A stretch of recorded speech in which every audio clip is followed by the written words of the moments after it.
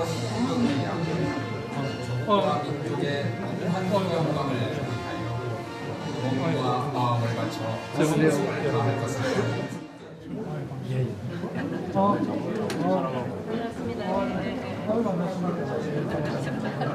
바쁘신데 나오셨네. 자, 개에 앞서서요. 핸드폰은 진동으로 해주시기 바라겠습니다.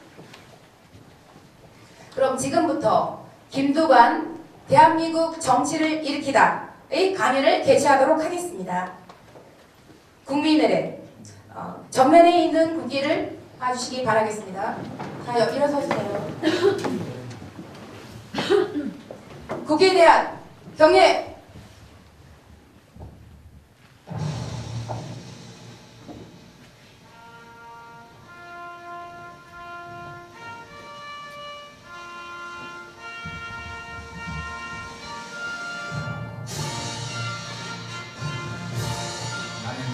자랑스러운 태극기 앞에 상임품을 앞으로 모시겠습니다. 뜨거운 박수 부탁드리겠습니다. 박수가 좀 작으신 것 같습니다. 더 크게 보여주십시오. 김조찬 전 국회의원을 비롯해서 많은 지역위원장님, 또 어려운 여건에서 또 기초강력의회 위원을 활동하고 계신 분들을 함께 해주셔서 너무 감사드리고요. 제목이 너무 거창하죠. 내용이 좀 부족하면 이렇게 제목이라도 거창해야 이 중계도 해주고 언론에서 주목을 받기 때문에 제목을 이렇게 거창하게 뽑아봤습니다. 2012년 제가 중도의 경남도정을 그만두고 민주당 대선 경선에 참여를 해서 경남도민들에게 많은 마음의 상처를 주고 제가 또 스스로 돌아보고 반성한다는 의미에서 독일에 1년간 연수를 다녀왔습니다. 독일 1년간 베를린 자유대학에 제가 연수를 했습니다만 특별하게 제가 아카데미간 그 학문적 연구를 하러 갔다기보다는 유럽 사회를 좀 제대로 한번 보는 게 참 좋겠다 이런 생각에서 독일을 다녀왔고요.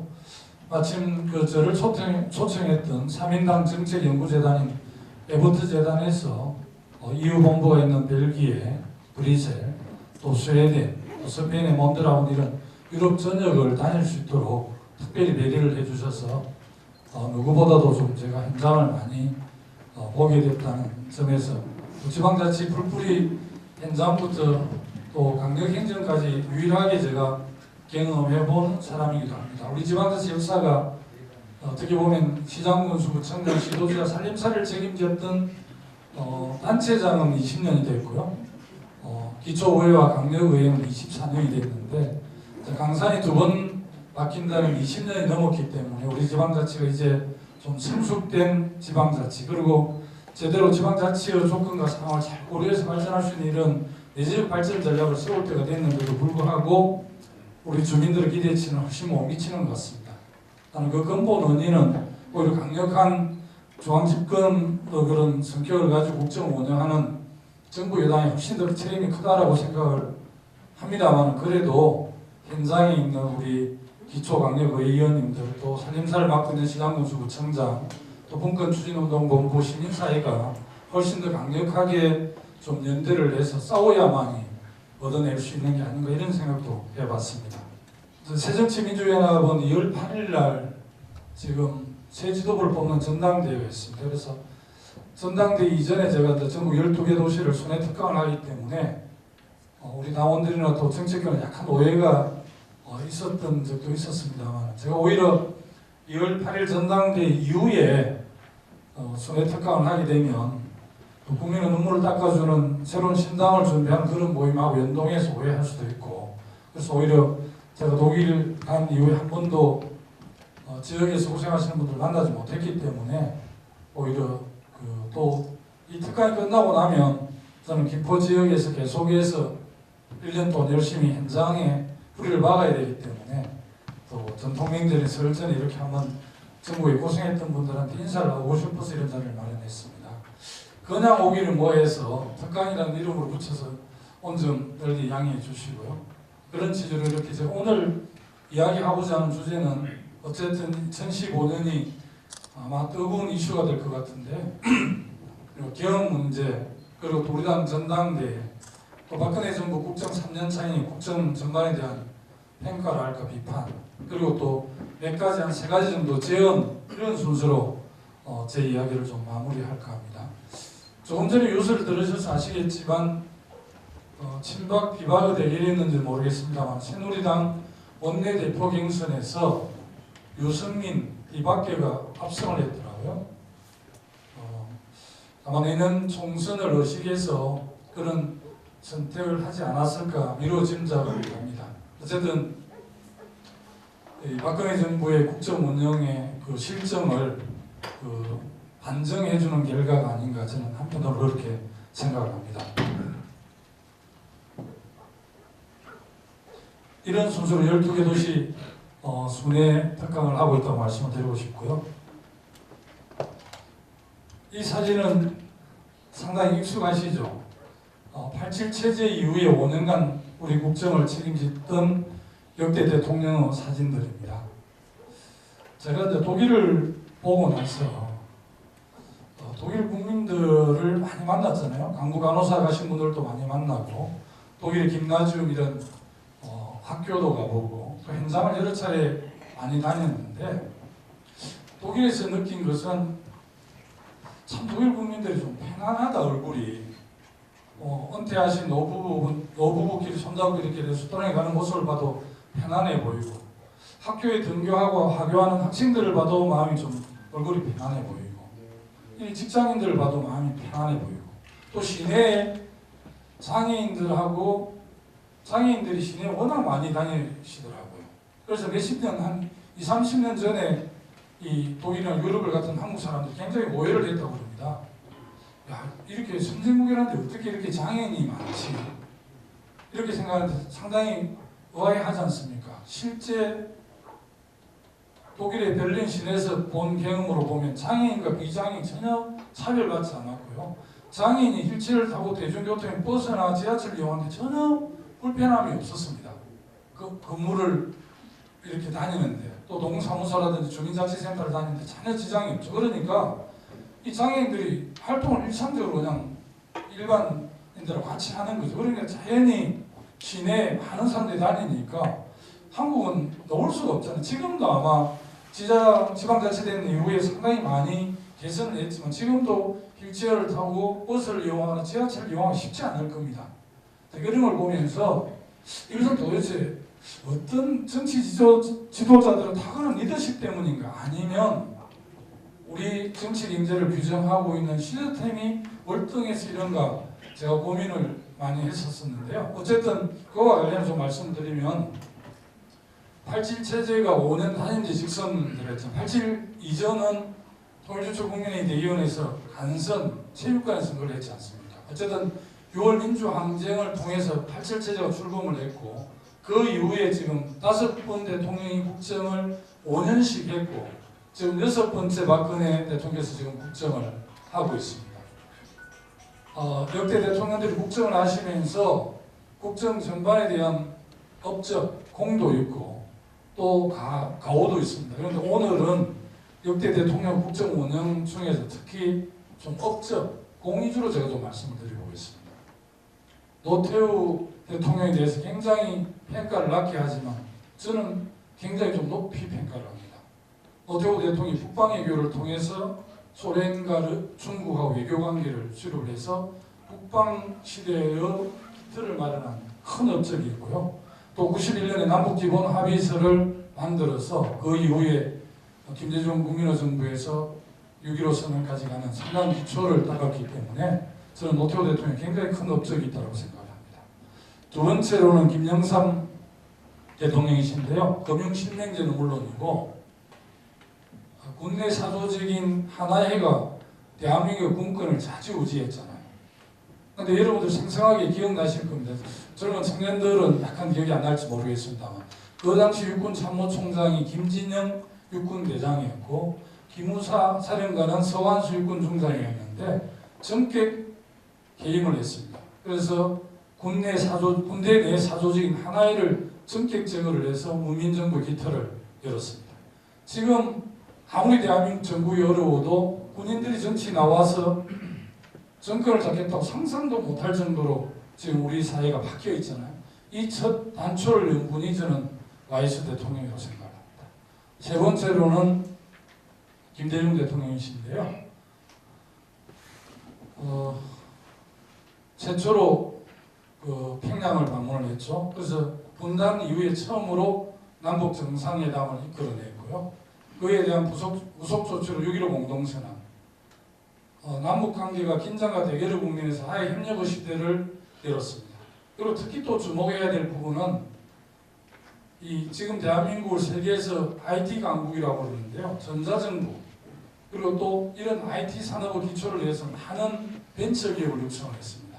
물론 일부 모랄 해저드가 있어가지고 나라 돈을 빼먹는 그런 약간은 우려는 있었지만 지금 대한민국이 정보통신 강국이 된 것이 바로 김대중 대통령께서 철저히 기반을 닦았기 때문이었습니다.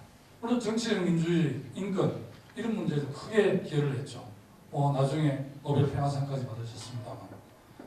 네 번째 대통령은 다른 분들하고 좀 사진이 다르게 이 모자를 들고 있는 사진을 제가 골라봤는데요. 노무현 대통령은 처음으로 국민 속으로 내려온 대통령이십니다. 지금 저하고 지금 우리 의원님들 여러분들하고 지금 이렇게 직접 소통하지 않지만 노무현 대통령은 국정을 하는 데 있어서 방송이나 신문에서 걸르지 않았습니다. 필터링 하지 않았기 때문에 우리 국민들께서 굉장히 친근하게 느끼시기도 하고 다른 한편으로는 약간 오해를 해서 또 건의가 좀 더 부족하다 이렇게 오해를 했는데 우리 국민들은 충분히 대통령한테 이중적 잣대를 대할 수 있다고 생각합니다. 제가 오늘 오면 생각해 보니까 제가 처음 군수에 당선된 딱 만 20년 전이더라고요. 1995년 민선 초대 내가 군수를 했는데 제가 이제 군수 때 많이 운동을 해준 자원봉사자나 또 군청 한 600명 공무원들 부모들 상을 당하면 제가 자연히 상가에서 조문을 하게 되잖아요. 조문을 마치고 국민들이 방금 오니까 앉아서 이렇게 이야기도 좀 하고 술도 이렇게 권하고 이렇게 친하게 이렇게 지나고 한두 시간 이렇게 편하게 이렇게 그 이야기를 할 때는 저하고 이렇게 막걸리 나눴던 분들이 그렇게 좋아하세요. 야, 군수하고 오늘 막걸리도 한잔 나누고 군정에 대해 비판도 하고 또 좋은 이야기도 들었다고 좋아하는데 며칠 뒤에 지나면 일주일쯤 지나면 이상한 소문이 납니다. 군수가 그렇게 할 일이 없나 상가집 가서 2시간이나 우리하고 놀다 가고 이렇게 놀 때는 그렇게 좋아해놓고 그렇게 또 이중적인 잣대를 내니까 하물며 시골 군수한테도 그러는데 대통령한테는 오직 그러겠습니까? 필터링 없는 대통령에 대해서 막걸리 같이 나누는 사이다. 국민 속으로 내려온 대통령을 칭찬하면서도 그래도 대통령은 좀 친중하고 무게감이 있어야지 이렇게 조선시대 500년 역사의 그 축적이 그렇게 돼서 그런 잣대를 떼시는데 노무현 대통령이 어쨌든 권위주의 발을 했고요. 또 다르게 좀 말씀드리면 이 대통령이 당선되시면요 누구나 전통적인 국가 권력기관인 국정원, 검찰, 경찰, 국세청 또 새로운 신국가 권력기관으로 제가 규정하는 금융감독원 그리고 공정거래위원회 재벌 대기업의 불공정거래합니다. 이런 그런 신국가 권력기관입니다. 제가 볼 때 대통령이 당선되자마자 모든 대통령 당선자들이 전통적인 국가 권력기관이든 새로운 국가 권력기관을 총동원을 해서 옛날식으로 말하면 통치 기반을 강화하려는 속성을 다 보여주셨습니다.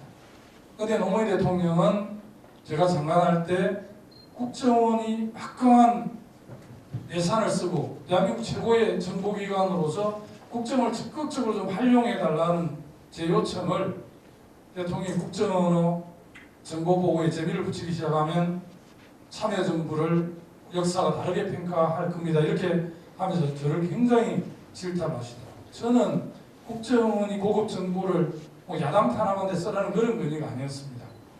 대한민국에 막강한 예산을 쓰고 최고의 고급 인력이 갖고 있는 국정원의 고급 정보를 국정을 통해서 좀 이렇게 활용함으로 해서 우리 국민들이 좀 더 행복해지고 삶이 나아지는 방향으로 그런 좋은 취지에서 말씀드렸지만 국정원이 과거에 했던 그런 역사들 때문에 노무현 대통령이 그런 평가를 했던 기억이 납니다. 다섯 번째는 지금 최근 대통령의 시간이라는 자서전을 출간해가 지금 전국이 들썩들썩 하잖아요. 이명박 대통령 거기 보니까 4대강 사업도 잘하고 자원외교도 잘했다 이렇게 하는데 아마 여기 계신 분들 아무도 동의하지 않으실 것 같아요. 그 주장에 대해서. 그리고 박근혜 대통령께서는 지금 3년차 국정을 맡고 계시는데요. 어쨌든 이 5분의 대통령 5년간 국정 운영에 대해서 총체적으로 실패한 국정 이렇게 규정하더라고요. 지금 제가 방금 예를 든 이런 업적이 있음에도 불구하고 그러면 과연 이 역대 대통령들이 이렇게 실패할 수밖에 없는 국정은 어디에서 연유가 오는가? 이 정치 경제를 규정하고 있는 헌법을 비롯한 제도 시저 때문에 문제가 있다고 주장하는 분들도 있고요. 또 다른 분들은 대통령을 비롯한 정부의 리더십에 문제가 있다 이렇게 평가하는 분들도 있는데 저는 리더십만한 문제도 아닐 뿐더러 정치 경제를 규정하는 시스템, 권력 구조를 비롯한 헌법 체계 때문에 꼭 그렇다고만 생각하지 않습니다. 저는 양쪽 다 상당히 한 사회를 보다 나은 사회로 바꾸어내려고 그러면 그 사회를 규정하고 있는 제도나 이런 건강 틀을 바꾸는 제도 시스템을 바꾸는 문제하고요. 하나는 아무리 좋은 제도라도 그 제도를 운영하는 사람들 집단의 리더십이 있어야만이 우리 사회가 보다 한 단계 업그레이드 되는 게 아닌가 저는 개인적으로 그렇게 생각을 해봤습니다. 리더십과 관련해서 제가 독일에서 좀 본 걸 좀 말씀드리겠습니다. 이 사진도 좀 관심 있는 우리 여기 위원님들은 잘 아시겠죠. 보시기에 가장 좌측에 있는 첫 번째는 3인당의 빌리 브란트 총리고요. 두 번째는 독일 통일의 주역인 김인나이 콜 총리. 세 번째는 하르츠 개혁을 주도한 슈레더 총리. 그리고 네 번째로는 지금 독일 국정을 책임지고 있는 메르켈 총리 사진인데요. 특히 이 첫 번째 사진은 굉장히 좀 익숙하죠. 종로구 중학동에 있는 주일대사관에 우리 이항 할머니들 문제하고 역사외교, 애국 문제 그리고 아베의 이런 정권에 대해서 이렇게 시민사회단체에서 그 항의 데모를 할 때 이 사진을 많이 보여줍니다. 이 사진은 지금 어떤 사진이냐면 빌리 브란트가 69년 집권하고 나서 동구 사회주의 국가하고 교류와 협력을 통해서 독일의 미래를 열어가야 된다고 유명한 동방정책을 채택하고 나서 폴란드 바르샤바를 방문한 사진입니다. 바르샤바 교회에 있는 유태인들이 집단 학살된 게토, 유태인 게토에 가서 빌리 브란트가 무릎을 꿇었습니다. 그런데 이 장면을 보고 유럽의 주요 언론들이 모조리 뭐라고 일본 신문 제목을 뽑았냐면 무릎을 꿇지 않아도 될 사람이 진정으로 무릎을 꿇어야 될 사람을 대신해서 무릎을 꿇었다. 이렇게 유럽의 주요 언론들이 다 신문 제목의 일면에 탑으로 보도를 했습니다. 빌리 브란트 왜 나치 정권의 잔악상에 대해서 폴란드 유태인 학살된 게토에 가서 전 세계 국민들, 전 세계인들에게 나치 만행에 대해서 사죄한 장면입니다. 그런데 왜 제목을 그렇게 뽑았겠습니까? 개인적으로 빌리 브란트는 나치 정권에 항거하다가 탄압을 받아가지고 스웨덴하고 노르웨이 망명을 해서 항독 레지스탕스를 했던 사람입니다. 그러니까 개인적으로는 나치 만행에 대해서 아무런 책임이 없는 사람이 빌리 브란트입니다. 그런데 왜 여기 가서 무릎을 꿇었느냐? 자기가 지금 서독 정부를 대표하는 서독 정부 공권력을 대표하는 국가 원수였기 때문에 대신 사죄를 한 것이죠. 그래서 지금 독일이 바로 유럽의 중심국가로 다시 설 수 있는 계기를 마련했지 않습니까? 앞에 노무현 대통령은 1948년도에 제주도 4.3 사건이 있었습니다. 48년, 49년, 47년 그 사이에.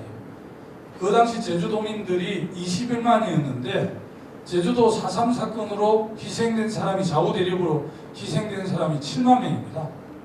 제주도민 중에 3분의 1이 희생을 됐죠. 그래서 지금 제주도에 가면 하루 같은 날 제사가 드는 집이 수천 집이지 않습니까? 노무현 대통령이 참여정부 시절에 제주도를 방문해서 제주 4.3 유족들에게 국민을 대신해서 사죄를 했습니다. 그런데 제가 기억에 노무현 대통령이 46년 개띠생입니다. 이게 48년, 49년 때는 제가 알기로 노무현 대통령이 2살, 3살 때니까 4.3 사건하고 노무현 대통령 아무런 관련이 없습니다. 그런데 왜 참여정부의 제주를 방문해 제주 도민들과 유족들에게 사과를 했느냐? 지금 대한민국을 책임지는 공권력의 상징인 국가 원수였기 때문에 사죄를 했죠. 제가 이 장면을 말씀드리는 이유는 적어도 한 국가를 리드하는 대통령이라면 정말 국민을 섬기고 나라를 사랑하는 그런 애국심으로 그리고 따뜻한 가슴으로 국정을 해야 되는 거 아닌가. 적어도 빌리 브란트, 노무현 이런 사람처럼 해야 되는 거 아닌가. 뭐 다른 대통령이 따뜻한 가슴이 없다는 이야기는 아니지만 적어도 이런 마음으로 국정을 책임지는 게 국민을 대표하는 대통령으로서 최소한 외의가 아닌가 저는 감히 그런 생각을 해봤고요. 제가 독일에서 가장 주목한 것은 두 가지입니다.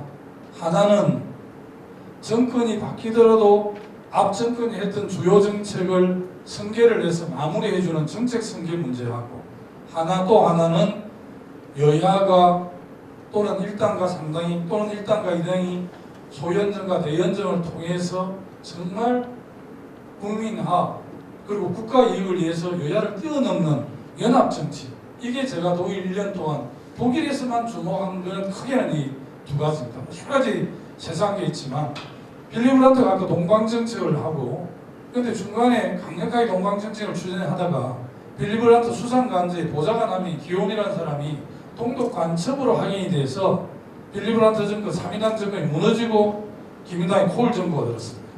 그런데 기민당 정부가 우리 같으면 정책 승계를 잘 안 하잖아요. 구청장 바뀌면 안 하고 시장 바뀌면 안 하고 도지사 바뀌면 안 하고 뭐 대통령 바뀌면 안 하고 하물며 뭐 시골에 이장이 바뀌어도 앞에 이장 하는 걸 잘 안 하려고 그러더라고요. 정책 승계를 안 해요. 근데 지금은 많이 달라졌습니다. 지방자치 20년이 됐는데 지금은 앞에 구청장이 하던 좋은 정책을 승계해서 잘해주는 구청장한테 주민들이 훨씬 더 표를 줍니다. 근데 이 원리를 잊고 있는 나는 시장구청장은 꽤 많이 봤어요. 절대 그렇게 하면 안 됩니다. 앞에 구청장이나 시장이나 군수가 잘못한 정책은 예산을 방만하게 운영했거나 정책 기조가 잘못된 것은 당연히 손질을 내가 해야 되지만 잘한 정책은 승계를 해서 마무리해 주는 게 맞죠. 코올이 정권이 바뀌었는데 3인당이 동방정책을 그대로 인계받았을 뿐만 아니라 더 내용을 풍부하게 해서 89년 베를린 장벽이 무너져 90년 동서도 통일이 됩니다. 대단한 정책 승계지 않습니까? 그리고 슈레더가 한 정책이 비전 2010이라 해서 바로 유명한 하르츠 계획입니다. 하르츠 계획 내용이 여러 가지 있지만 요약해서 우리 선병렬 의원님 바쁘시니 가시 고맙습니다. 예. 하르츠 계획 내용이 뭐냐면 독일이 이제 전체 GDP의 한 27% 정도 복지 예산을 쓰는데 이게 좀 가중하다 해서 한 2% 낮추는 전체 GDP 총 생산에서 2%나 25% 정도로 낮추는 거고 또 하나는 해고와 고용을 좀 더 자유롭게 한 노동시장의 유연성을 건강화하는 게 슈레더의 하르츠 계획인데 슈레더가 볼 때는 그렇게 하지 않으면 유럽의 재정위기를 극복하기 어렵다고 보는 것이죠. 그래서 하르츠 계획을 단행을 하니까 3인당의 주요 정책 지지 그룹이 노조입니다. 노조에서 연금을 깎으니까 10만 명이 3인당 당사 앞에 가서 항의대모를 했는데 그 다음에 총선에서 이길 수 있겠습니까?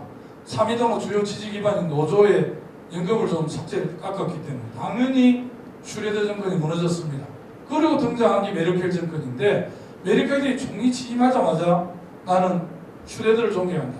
그리고 슈레더가 했던 하르츠 계획을 저는 승계해서 유럽 재정위기를 탈피하겠다 이렇게 선언했는데 그대로 맞아떨어져서 지금 다른 나라는 다 어려운데 지금 독일이 유럽에서 가장 잘 나갈 뿐만 아니라 독일의 중심국가 됐잖아요.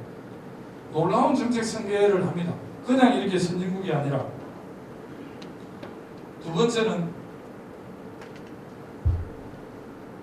이 연합정치에 대해서 잠깐 좀 이야기를 하겠습니다. 제가 독일에 연수하고 있을 때 2013년 9월 26일 독일 총선이 있었습니다. 독일 총선 현장에 제가 독일 주요 도시를 굉장히 많이 가봤어요.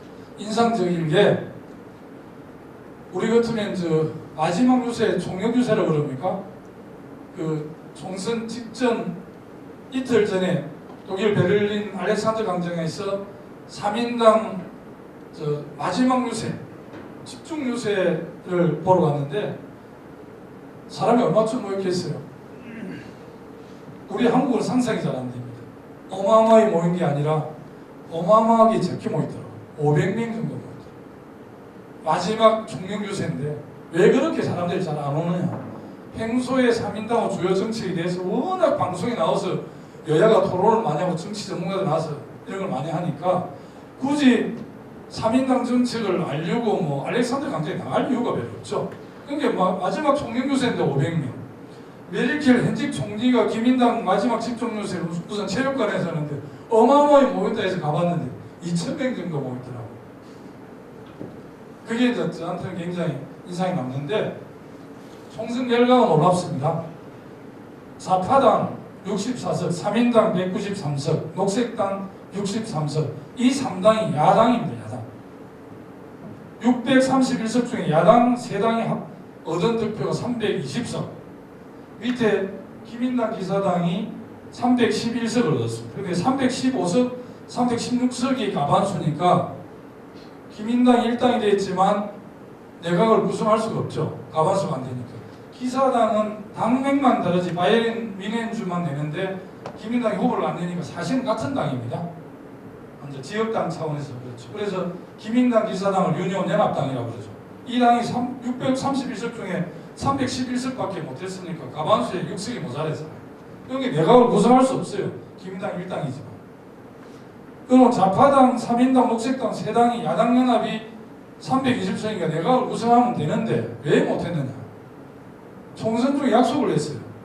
3인당 정책이 국영화됐다고 좀 어느 쪽으로 많이 옮겨갔다고 비판을 하면서 나간 사람이 만든 당이 좌파당입니다. 3인당이 스탄브룩 총리 후보가 우리가 1당이 되더라도 좌파당으로 연장 안 하겠다 약속을 했으니까 독일 국민들한테 약속하면 약속을 어기고 그냥 할 수가 없어요. 뭐 선거 때 그렇게 그냥 공약했지만 선거 끝나면 그만인 게 아닙니다. 할 수가 없어요. 그러니까 총선이 끝났는데 전부 구성이 안 되는 겁니다. 내각이. 그래서 하도 답답해서 독일분한테 물어봤어. 야, 선거 끝난 지 언젠데 빨리 정부를 구성 안 하냐. 그러니까 독일 사람들은 오히려 저를 우아하게 생각하는 거예요. 왜? 자기들은 이제 이 가반을 못 넘었기 때문에 연정을 해야 되는데 연정하면 정책 세세한 거 하나하나 모든 걸 협상을 합니다. 그래서 수만 페이지를 약속을 하거든요. 예를 들어 3인당 청년위원회하고 기민당 청년위원회하고 또 강요될 사람은 강요될 사람, 노동위원회 총리 후보의 메르켈하고 스타인부르크하고도 협상을 하고 한 3개월 정도 협상을 해가지고 연정을 했는데 독일이 지금까지 주로 1당 3당하고 소연정을 했습니다. 그런데 지난번에 독일에서 대연정을 했어요. 우리나라로 치면 새누리하고 새정치민주연합이 국정을 공동으로 책임지는 겁니다. 우리나라는 좀 상상이 안 되잖아요. 근데 독일은 하는데 우리나라 왜 못하냐 이렇게 비판할 수는 없고요. 우리는 이제 정치나 문화, 정치 문화나 이 역사 환경이 다르니까 우리는 그럴 수 없지만 독일은 또 크게 좌우 연정을 많이 했기 때문에 그래서 1당인 기민당하고 3인당하고 연정을 합니다. 3인당은 최저임금을 올리자고 주장을 하고 기민당은 이제 아무래도 중상층과 뭐 대기업 이런 걸 대변하는 정당이니까 정세를 하면 안 된다는 주장을 했어. 그래서 서로 그것을 하나씩 상대방 걸 받아들여 가지고 대연정을 해서 지금 독일이 그럼 대연정을 한 이유는 뭐냐? 독일 국민들이 이렇게 의석을 준 이유는 잘 나가는 독일 경제를 더 잘 나가게 하고 EU의 유럽 통합을 넘어서서 유럽 연합까지 나아가는 역할을 단단히 해달라는 그런 요청인데요. 이와 관련해서 좀 느낌이 있는데 지금 우리 한국의 최근 통진당 해산 이후에 뭐 정의당 또 국민은 눈물을 국민 생각 몇 개 당이 지금 진보적 대중정당 이렇게 만든다고 준비 중이고 우리 당의 당 의장을 2번 하시고 대선 후보를 했던 정동영 전 의장께서 우리 당을 최근 탈당을 했잖아요. 근데 어떤 기사를 보니까 선정배 장관하고 김두관 전 지사도 탈당 대회에 합류할 거라고 막 그런 기사 몇 군데 나와서 걱정한 전화가 정부에 좀 왔더라고. 그런데 아마 그때 이제 그 기자들이 소설을 쓴 것 같아요. 저는 그런 생각을 갖고 있지 않고요. 우리 2.1 발전당대회를 통해서 우리 새정치민주연합이 정말 뼈를 깎는 핵심과 변화를 통해서 저는 주권정당으로 자리 잡을 수 있도록 저 작은 힘이나마 보태려다는 생각을 갖고 있습니다. 그러나 정동영 의장님이 왜 탈당했을까? 여러 가지 말씀을 했는데 제가 좀 마음을 아프게 했던 대목이 있어요. 우리 새정치민주연합이 서민과 중산층을 위하는 정당인 줄 알았는데 가만하는 꼴을 보니까 서민과 중산층을 위하는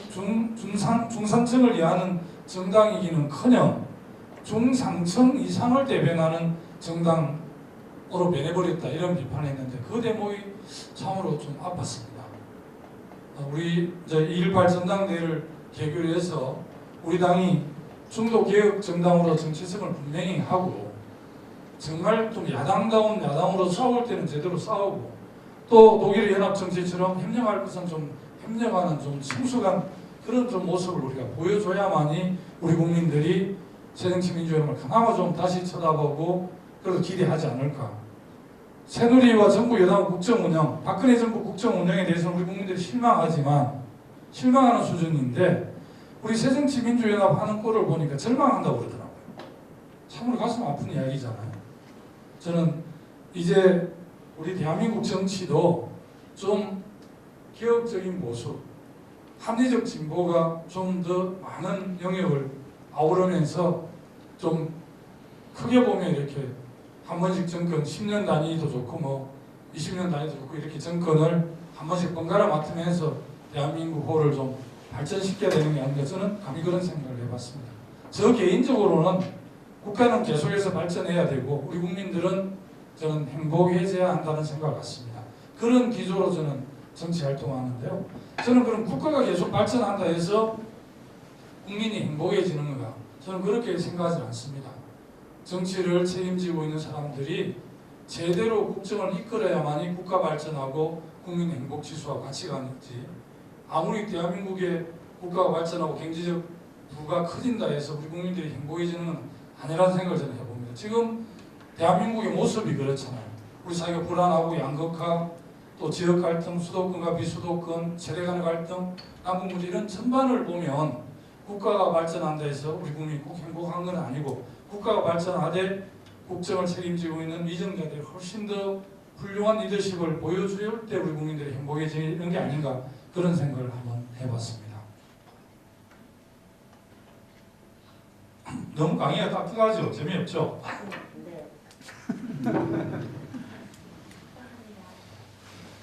중계를 한다니까 좀 더 긴장이 돼요. 중계를 해도 편하게 해야 진짜 프로인데 제가 이제 남해 군수가 되고 나서 진주 KBS MBC 방송에 나가서 인터뷰 이런 걸 하면 남해 국민이나 하동 국민 중에 제 아는 사람이 야 김구수 그제 텔레비전 보는데 굉장히 긴장하더라 이렇게 이야기를 해요. 좀 편하게 해야지 왜 그렇게 긴장해 이러는데 아유 방송에서 편하게 할 수 있는 사람 프로예요. 처음 나간 사람이 당연히 긴장하지. 지금 그렇게 방송에 많이 나가고 해도 대중 앞에 서면 늘 긴장되더라고요. 제가 이제 방송에 나가서 사회자하고 이렇게 직접 이제 중계하기 직전에 물어봐요. 저희들이 한 번씩 나가면 좀 긴장이 됩니다. 저 사회자님 아나운서 괜찮으십니까? 이러고 저희들이 또 그렇게 10년, 15년 해도 카메라 앞에서 긴장됩니다. 이렇게 모르겠어요. 저희들 위로되라고 그렇게 하는지는 몰라도 그런 이야기를 들었는데 방송에 나가서 자연스럽게 이야기할 수 있는 사람 매우 프로가 그렇게 할 수 있습니다. 방송에 나가서 딱딱하고 긴장되는 건 너무 그건 당연한 일인데 처음 나가는 군수 보고 자연스럽게 하라고 그러면 어떻게 자연스럽게 이 박근혜 대통령 왼쪽 사진은 아주 취임해가지고 성자독식의 지향적 대통령 모습을 보여주는 거고요. 저쪽 오른쪽 사진은 세월호 참사 때 사과하는 사진인데 그냥 참고로 한번 했고요. 이 사진은 제 선배님들, 후배님들 많이 있는 국회인데 싸움하는 장면만 이 네컷을 실어서 송구스럽기는 합니다만은 아까 제가 모두의 개헌 이야기를 했는데 아까 이 국가가 제대로 안 돌아가는 게 정치 경제를 규정하는 제도의 문제가 있는지 아니면 리더십의 문제가 있는지 이런 이야기를 했는데 우리 대한민국은 이제 권력 구조는 5년 단임 대통령제다 보니까 제왕적 대통령이잖아요. 올라온 하신 아닙니까? 다 먹는데 이 제왕적 대통령인 제가 국정을 못한다고 국회 정치권을 비판하면서 이제 분권형 오스트리아 방식으로 해야 된다. 또 뭐 내각 책임자로 해야 된다. 이런 논란들이 있는데 우리 국민들은 이런 국회나 정치권의 주장에 전혀 동의하지 않아요. 대통령 국정 운영에 대해서 엄청 비판하지만 또 다른 한편으로는 그 권한과 권력을 대통령보다 더 못 믿을 국회에 가져간다는데 우리 국민들이 아주 놀라고 있어요. 그래서 이와 연동해서 한 말씀 드리면 지금 올해가 대통령 대선, 총선, 지선이 없는 유일한 해입니다. 그래서 2015년이 향후 50년간 우리 국가를 운영할 운영체계인 헌법을 바꿀 수 있는 절호 시간이에요. 그래서 박근혜 대통령께서 최근에 2015년은 경제에 올인해야 되기 때문에 개헌하면 안 된다고 강력하게 세기를 박았어요. 이런 발언들에 대해서 저는 국정을 책임지는 대통령으로서 매우 몰역사적이고 무책임한 발언이라고 생각합니다. 본인이 대통령 후보 시절에 반드시 87 체제가 수명을 다했기 때문에 헌법 체계를 바꾼다고 공약했어요. 5년 전에, 7년 전에 이명박 대통령 후보 시절에 했고 정동영 후보도 했는데 우리는 5년 다닌 지가 돼서 그런지 되고 나면 책임을 안 져요. 그런데 경제부총리, 내각, 수석, 각종 위원회 나왔다 어디에다 쓰려고요. 대통령을 중심으로 해서 그런 분들은 강력하게 민생을 살려내는 경제에 올인을 하고 정치권, 언론, 학계, 법조계, 시민사회 강범위하게 국민개헌 추진기구를 만들어서 나는 올해가 개헌을 아주 폭넓게 그리고 깊이 있게 논의할 수 있는 유일한 시간이라고 생각을 합니다. 물론 4월달에 보궐선거 3군데 있긴 하지만 유일하게 전국선거가 없는 게 올해잖아요. 그래서 저는 2015년이 향후 50년 길게 100년 운영체계를 짜는 건데 50년, 100년 안에 그리고 남북 통일이 되기 때문에 정말 통일 한국을 대비한, 통일 코리아를 대비한 헌법체계는 물론이고 그 개헌 내용 중에 저는 권력 구조는 정치권에 있는 10만 명이 관심 있는 거고 우리 국민 4,990만은 훨씬 더 먹고 사는 문제에 관심이 많을 겁니다. 또 민생 경제에 훨씬 더 중요한 규정들을 만들어내려고 그러면 시장의 공정성을 담보할 수 있어야 되고요. 그 법 내용에. 두 번째로는 사법 정의가 바로 서고 있지 않잖아요. 우리나라. 제가 오늘 여기 오면서 조금 전에 권 시장님을 인사를 할까 생각했는데 권 시장이 워낙 또 착하신 분이라 법원에 오늘 몇 번째 출석을 와 계시더라고요. 제가 세세한 내용은 모르지만 권선택 시장님 그래도 대전 시민들의 선택을 받으신 강력 행정하는 강력 지자체장이잖아요. 그런데 어쨌든 모르겠어요. 변호사가 대신 나가면 될 걸 본인이 성실하게 받겠다고 나가시는지 모르겠지만 세상 규정을 위반했으면 그거는 나름대로 법대로 해야 되지만 제가 볼 때는 굉장히 정치적인 문제가 많이 얽혀 있는 게 아닌가.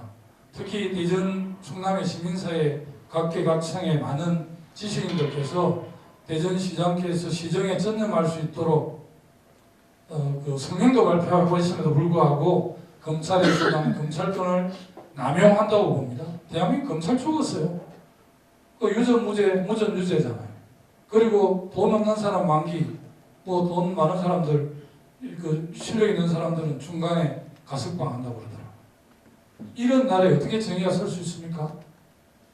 그리고 예를 들어 현대자동차 비유를 하면 현대자동차 같은 동일 라인에서 오른쪽 바퀴 만드는 사람은 연봉이 9천만 원이고 왼쪽 바퀴 만드는 사람 3천만 원 받고 뒷바퀴 만드는 사람 9천만 원, 앞바퀴 만드는 사람 3천만 원 받고 이런 구조가 어떻게 정의롭고 좋은 사회가 될 수 있겠어요?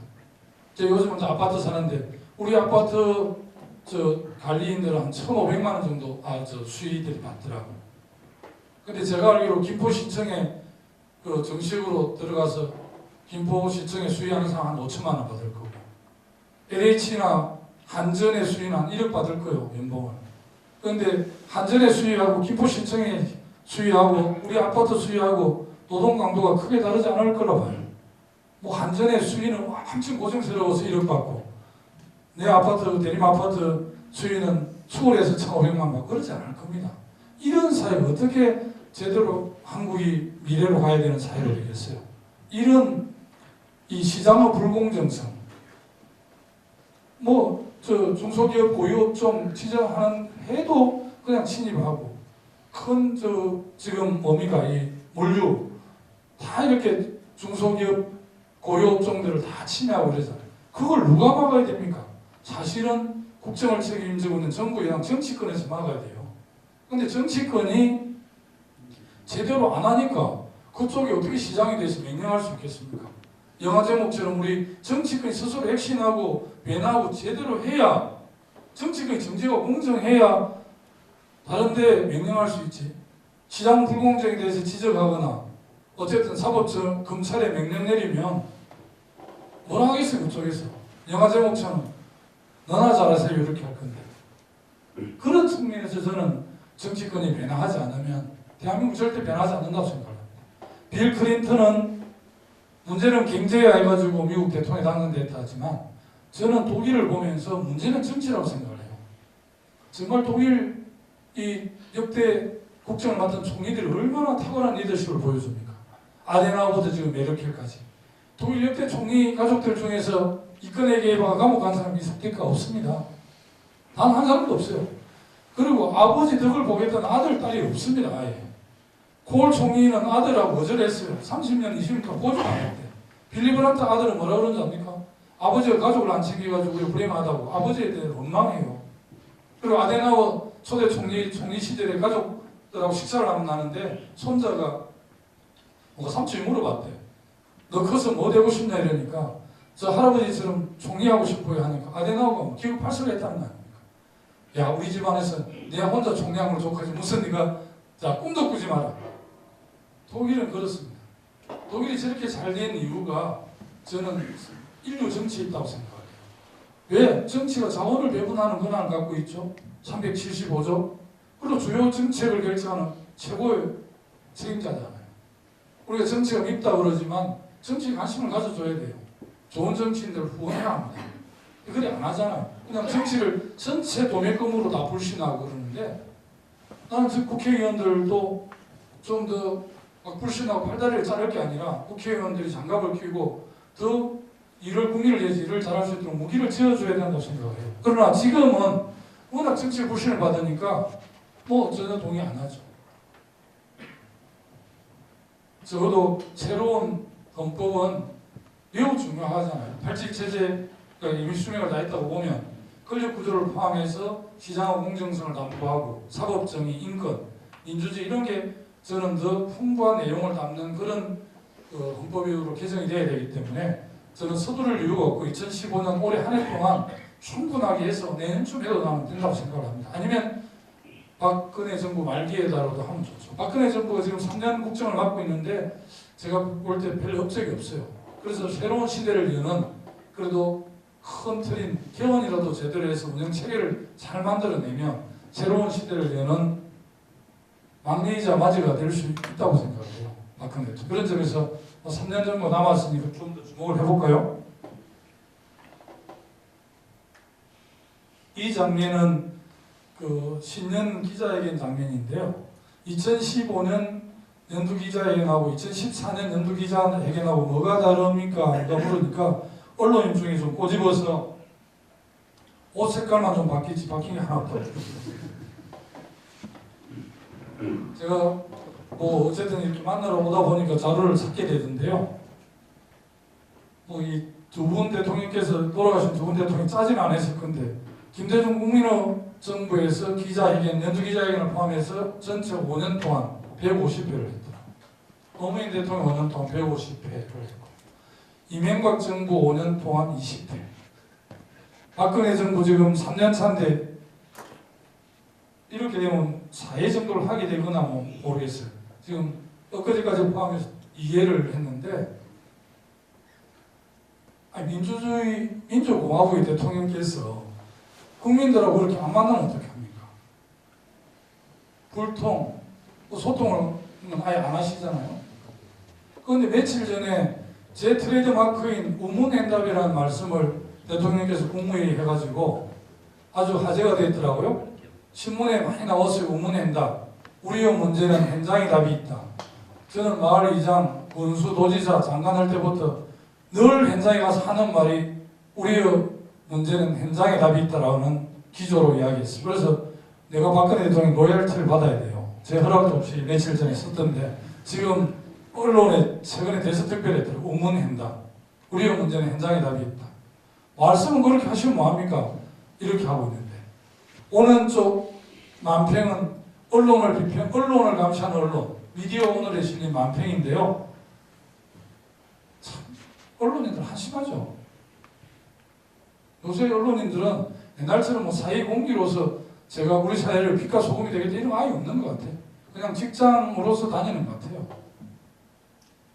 청와대에서 국민 대신해서 7시간 뭐 하셨어요? 이런 거 좀 물어봐야 되잖아. 짜준 대로 다 해. 저러고도 사회에 나와서 폼 잡고 사람들 위에 군림하려고 그러고 동의됩니까?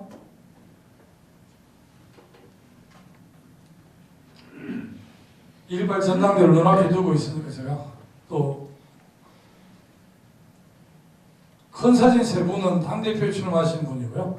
오른쪽 8분은 최고위원회 나오신 분들인데 사실 전당대회가 뭘 하는 게 전당대회입니까? 지금 대표와 최고위원을 뽑는 것처럼 전당대회가 본말에 좀 전도가 되어 있습니다. 사실은 당대표 최고위원을 뽑는 것도 전당대회 중요한 일이긴 하지만 더 중요한 것은 우리 당의 당원 당규 중에서 고칠 게 있으면 고치거나 주요 국가 아젠다에 대해서 우리 당 어떤 정책 기조로 임할 건가를 결정하는 게 전당대회입니다. 제가 또 독일 사례를 소개해서 좀 외람됩니다만은 독일이 45년 2차 세계대전이 끝나고 48년 동서도에 갈리면서 서독 정부가 들었을 때 그 당시 동방적자였던 빌리 브란트가 스웨덴에서 레지스탕스가 돌아왔어요. 그래서 3인당이 150년 정도 지금 역사가 되는데 그 당시만 해도 꽤 오래됐어요. 1863년에 3인당이 만들어졌기 때문에 역사가 있었던 3인당이 집권할 줄 알았는데 아데나오 기민당이 국회의 의석을 한석 더 많이 얻어먹어서 집권을 했어요. 그래서 이분들이 48년 집권해서 69년까지 갑니다. 21년간 집권을 하잖아요. 근데 빌리 브란트는 자기들이 집권할 줄 알았는데 정권이 뺏겼죠. 그때 3인당은 계급정당이었습니다. 노동자 농민들의 계급적 이익을 대변한 정당이었는데 이 계급정당을 가지고 도저히 서독에서 집권하기 힘들겠다고 판단을 합니다. 59년도에 고데스베르그라는 데서 전당대회를 하는데 우리가 정책 기조를 바꿔야 한다. 노동자 농민의 계급적 이익을 실제 대변하는 건 물론이고 또 중산층 일부와 자영업자와 이렇게 광범위한 국민 대중의 이익을 대변하는 정당으로 우리 당이 입장을 바꾸지 않으면 집권하기 힘들다 이렇게 판단해서 계급정당에서 국민정당으로 전환을 하는데 그걸 주도한 사람이 뒤에 총리가 된 빌리 브란트, 그 뒤에 총리가 된 슈미트입니다. 그래서 59년도 고데스베르그에서 강령을 수정해서 10년 뒤 69년도에 3인당 집권 시대를 열게 되는데 예를 들면 우리 당 2.18 전당대회가 59년 3인당 전당대회처럼 할 수는 없지만 지금 공무원 연금개혁, 정세에 따른 복지 문제, 국정 전반에 대해서 우리가 어떤 기조로 제대로 한번 싸울 건가를 결정하는 게 2.18 전당대회인데 언론에서 그런 데 관심이 없어요. 그냥 문 밖 누가 이길 건지에 관심이 있고 최고위원 뭐 5명에 누가 들어갈 건 이런 건데 물론 중요하죠. 지도부가 또 우리 당의 기조를 이끌어가는 지도부는 중요하지만 저는 우리 당 전당대회를 계기로 해서 정말 좀 제대로 거듭나는 당이 됐으면 좋겠어요. 60년 전통 야당, 10년 국정 경험이 있는 집권당 경험이 있고 또 앞으로 내년 총선, 2017년 대선을 우리가 눈앞에 두고 있는데 우리 당이 혁신과 변화를 통해서 거듭나지 않으면 우리한테 어떤 기회가 있겠습니까? 그리고 적어도 정치를 한다고 생각하면 지금 이 국정 운영하는 거 보면서 피를 토할 일이지 않습니까? 저쪽 우리가 워낙 못해서 빼앗겼지만 우리보다 잘할 줄 알고 국민들이 저쪽에 넘이 있는데 우리보다 더 엉망을 해요. 우리가 반드시 정리해서 그래도 국민 행복 시대를 우리가 열어야 되지 않겠습니까? 어쨌든 이번 전당대회에서 저는 정말 그런 새로운 당으로 가는 계기가 되었으면 좋겠어요. 물론 우리 일반 시민도 있지만 우리 제1야당인 새정치민주연합이 잘 되는 게 나라 잘 되는 겁니다. 그래서 이해해 주십시오. 당연히 아니신 분도 계실 건데요. 그래서 제가 전당대회 앞에 이렇게 전국을 순회하니까 모 후보를 지지하려고 그러는 거 아니야 막 오해를 하는데 전혀 그렇지 않고요. 저도 마음속으로 누가 당대표 되고 최고위원이 됐으면 좋겠다는 개인적인 생각은 있습니다만 우리 당에서 지역위원장은 못하게 했잖아요. 그렇게 하고 그래서 그렇게 입장을 정리를 했고요. 어쨌든 저는 전당대회가 끝난 이후에 우리 당이 제대로 가게 되면 저는 적극적으로 새 지도부가 당을 잘 이끌어갈 수 도울 생각이고요. 지금까지 제가 도정은 중도 사퇴한 원죄 때문에 2년 6개월 동안 제가 반성하고 또 성찰한 시간이었기 때문에 어떻게 보면 좀 조용히 있었습니다만 2015년은 저도 꼭 목소리를 내야 되겠다. 좀 각오를 한번 가져본다고 제가 좀 강력한 사진을 좀 씌워놨는데 원래 제가 순해서 별 강력하게 보이지는 않을 겁니다만 제 각오를 우리 당이 제대로 지도부가 새로 하면 적극적으로 밀어드리고 함께 할 것이고 제대로 안 하면 여기 있는 위원장 당원들하고 강력하게 싸우겠다고 제 의지를 좀 표현한 차원의 사진을 실어봤는데 이 대목에서 박수 한번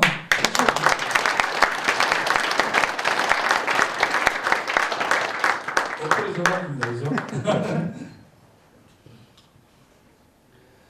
제가 시간도 좀 되고 있으니까 한 3가지 정도 마무리로 제안을 마무리해서 제 재미없는 강의를 마무리하도록 하겠습니다. 여러분 보시기에 왼쪽에 이 사진이 좀 멉니다만 아시겠죠 누군지? 이자스민이라고 새누리당 국회의원입니다. 아래쪽은 아시안게임 김영수 위원장하고 홍보대사 하는 건데 제가 왜 이 사진을 실었냐면요. 2008년이죠. 신기남 의장께서 우리 당을 이끌고 계실 텐데 18대 총선입니까? 신기남 의장한테 제가 강력하게 제안을 하나 한 게 있습니다. 외 교민들 참 중요하다. 720만, 800만 해외 교민들 참으로 중요하다는 이야기를 정책에 늘 강조하고 해외에 있는 교민들은 네트워크가 중요하다. 면서 잘 관심을 안 둬요. 등소평 개혁 개방이요. 성공한 상당한 그 종잣돈 시드머니가 전 세계에 걸쳐 있는 학교 자본입니다. 하상. 그걸 벤치마킹을 해서 우리가 지금 한상대회라고 해요. 대전에서 했을 겁니다. 월드 옥타라고 해외 한인 기업들 모임도 있어요. 한국 대통령이 나가서 객리다 그렇게 합니다. 그런데 우리 한국에 지금 외국인 노동자가 거의 180, 200만 가까이 들어가 있고요. 다문화 가정도 꽤 많습니다. 그런데 우리 민주당 새정치민주연합이 한나라당 새누리당에 비해서는 다문화 가정이나 외국인 노동자 정책에 대해서 훨씬 더 진보적이고 잘해왔어요. 그런데 2012년에 새누리에서 비례대표 공천을 이자스민으로 해버림으로 해서 표를 다 가져가 버렸어요. 이런 디테일에 새누리가 너무 잘해요. 그래서 좀 배워야 돼. 근데 2008년에 내가 뭐라고 이야기했느냐. 의장님, 나는 중국 동표든 미국 제비교포든 제일교포든 유럽 한인이든 그거는 의장 당에서 지도부에서 알아서 하고 반드시 배교민 중에서 우리 열린우리당이 비례대표를 한번 공천해야 합니다. 그래야 앞으로 배 네트워크가 우리 당하고 되고 우리 당하고 강력한 지지 기반이 되고 나라를 위해서 좋을 일이기 때문에 우리 당에서 꼭 비례대표 한 분, 23명, 22명 정도 당선이 되니까 그 중에 한 분은 배교민 중에서 국적이 우리나라 사람 중에서 한 분을 하자니까 신기남 회장이 저보고 뭐라 그랬냐면 김장은 너무 좋은 아이디어, 너무 좋은 제안이라는 거야. 근데 나중에 유함을 내버리더라고. 그 4년 뒤에 이렇게 해서 새누리가 지금 다 새누리 잘하더라고요. 지난 국회 선진화법 때문에 12월 2일날 2015년 예산이 통과가 됐잖아요. 그런데 그 가장 쟁점이 됐던 게 담배값하고 누리예산입니다. 어린이 보육예산, 누리예산 5,500억을 우리는 강력하게 주장을 하고 새누리는 절대 안 넣으려고 그러더라고요. 무상보육 이런 거 연동을 했어요. 그리고 담배값을 우리는 서민들과 중산층을 위한 당이니까 당연히 담배가 또 정세라는 함정이 숨어있기 때문에 우리는 담배값 인상에 강력하게 반대를 했는데 새누리는 담배값 인상을 반드시 해야 된다고 강력하게 주장을 했어요. 고민 끝에 우리 원내대표단이 어쩔 수 없이 욕을 먹더라도 담배값을 인상을 새누리안을 도와주고 어린이를 위한 이 보육예산 얼마나 중요한 5,500억 우리가 확보를 했어요. 그래서 두 개를 빗대를 해서 12월 2일날 2015년 예산이 통과가 됐는데 다음날 김포 시내에 나가니까 누리 예산 5,500억 확보했다고 새누리당이 온 시내다가 김포 시내다가 그냥 한숨을 다 보지 않더라고. 야, 아무리 정치가 메뉴 시먹이라고 속이 시커멓고 나 얼굴 낚아주기 두껍고 속이 시커먼 놈 정치한다고 중국 구호학을 쓴 이종우가 그런 이야기를 했지만 야, 어떻게 그렇게 낚아주기 두껍고 속이 시커먼 놈들이 하는 그걸 보고 안타깝기도 하고 제가 반성도 많이 했습니다. 솔직히. 야, 정치를 저렇게 하는구나. 우리는 저렇게 안 배웠는데. 내년에도 또 그럴까 싶어서 내가 그냥 한번 했어요. 어쨌든 그런 일이 있다는 말씀이고요. 이런 작은 것도 잘해야 됩니다. 당에서. 두 번째가 지난 우리당 공천이 여러 모식 좌측에 이렇게 해서 이제 이분들이 비례대표로 됐습니다. 그런데 저는 오는 쪽, 제 제한 쪽으로 바퀴야만 그래도 우리가 좀 안 된 게 아닌가 싶어요. 또 뭐 대전은 우리가 이 강력시장들을 다 하고 있습니다만 단체장 지역적인 경북, 경남, 강원 우리 당 지지율은 서고 동제 현상 아닙니까? 서쪽은 굉장히 높고 동쪽은 낮은데 강원도에도 지금 새정치민주당 국회의원 단 한 명도 없습니다. 도지사는 정문선 지사가 하고 있음에도 불구하고 지금 한 분도 없거든요. 그런데 부산, 경남은 부산은 조경태, 문재인 두 분이 있고 경남은 민홍철, 김해 한 분이 있어요. 그런데 영남 전체에 세 분이 있습니다. 근데 저는 예를 들어서 건의별 비례대표제나 석패율을 적용하는 건 여야가 합의를 해야 되고요. 일단 우리 당이 합의가 되면 좋죠. 합의가 안 되면 우리 당 차원에서 이 22, 3명 우리가 내년에 좀 잘하면 현행 기준으로 해도 한 25명쯤 되겠죠. 그렇게 하면 지금같이 하지 말고 어느 쪽 방식으로 좀 바꾸면 영세상공인을 대표하는 사람, 농업을 대표하는 사람, 체육계, 저소득층, 노인, 교육, 경제, 재외국민 이렇게 될 거라고. 우리 국회를 흔히 미니어 정당 이렇게 이야기하는데 동의 안 하시죠? 우리 국회는 미니어 정당 아닙니다. 법조인하고 언론이 가점하고 있는 국회고요. 지역적으로 보면 수도권의 지역구를 둔 사람이 절반이 넘습니다. 5천만 중에 2,500만이 수도권에 있기 때문에. 그리고 54분인데 지금 지역구가 246이 54분인데 54분 중에 지역을 대표하는 국회의원 내가 알기로는 2명이 있어요. 대구 경북의 홍을학 의원이라는 분이 있고 부산 경남을 대표한 배재정 의원이라고 부산일보 출신 기자가 있습니다. 강주 전남 지역을 대표해 누가 올라오는지 모르겠는데 거기는 지역구가 다 버리니까 없었을 거예요. 그러면 54분 국회의원 중에 막말로 2~3명 빼고 신분이 다 서울에 잘 나가는 사람이에요. 근데 우리 국회는 양은제도 아니고 단은제잖아요. 근데 어떻게 이게 지방의 이해와 요구를 대변할 수 있습니까? 제가 대구 강연에서 수도권 규제 완화에 대해서 어떻게 생각하느냐 이렇게 묻길래 지금 수도권 규제를 완화 안 해도 정부와 사람과 돈이 다 수도권에 몰려가 지금 수도권과 비수도권 격차가 크는데 그 수도권 규제를 완화하면 되겠냐 이렇게 했더만 오늘 개인일보에 크게 냈더라고요. 김포에서 국회의원 하고 싶은 생각이 없는가 보다.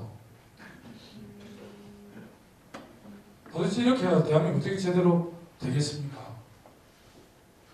저는 이 경북, 경남, 강원 이쪽 지역에 비례대표 배려해야 됩니다.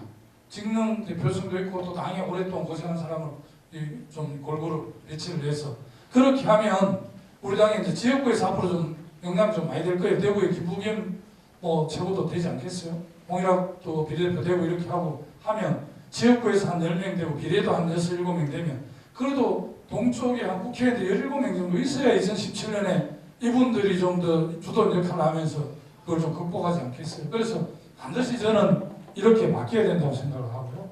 이와 관련해서 하나 더 좀 제안을 하면